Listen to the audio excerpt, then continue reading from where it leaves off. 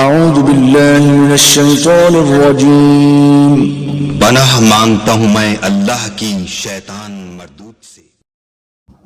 بسم اللہ الرحمن الرحیم۔ السلام علیکم ورحمۃ اللہ وبرکاتہ۔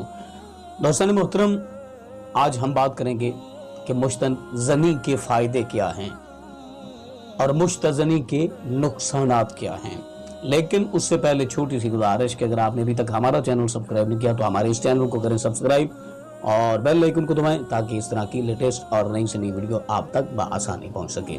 دوستان محترم، آج کل ہماری نوجوان نسل، ہماری نوجوان طبقہ جو ہے وہ اس گندے اور گھنونے کام میں ملوث ہو چکی ہے جسے مستزنی کہا جاتا ہے۔ شاید اس میں تقریباً 70% جو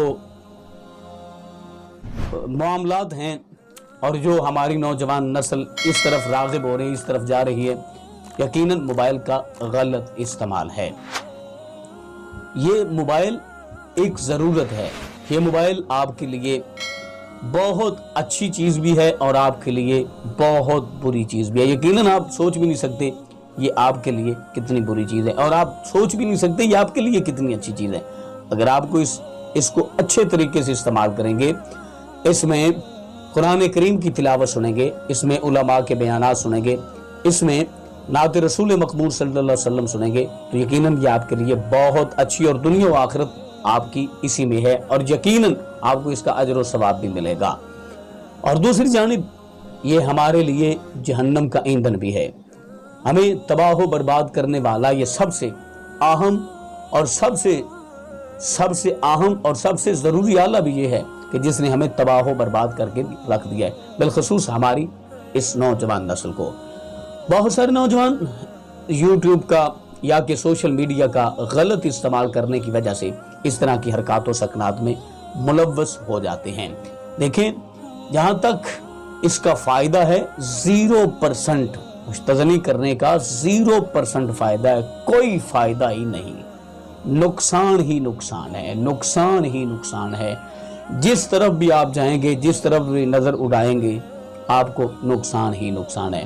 خدا نخواستہ اس طرح کی پیچیدہ مرض میں آپ مبتلا ہو جاتے ہیں تو یقیناً آپ کے لیے شرمندگی کا باعث بھی ہے، اور شرمندگی بھی آپ کا مقدر بن سکتی ہے، اور اس کے علاوہ پیسہ بھی برباد کریں گے آپ، اپنی آخرت و عاقبت بھی تباہ و برباد کریں گے۔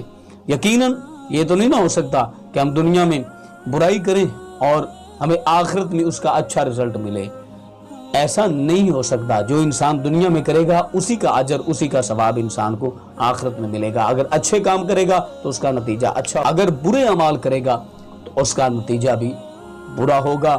تو یقیناً اچھائی کا اجر ملے گا اور برائی کی سزا ملے گی، اچھائی کی جزا ملے گی اور برائی کی سزا ملے گی۔ تو ہماری آپ سے گزارش، اپیل ہے کہ خدا کے لیے اس طرح کے برے کاموں سے اپنے آپ کو محفوظ رکھیں، اپنے آپ کو بچائیں۔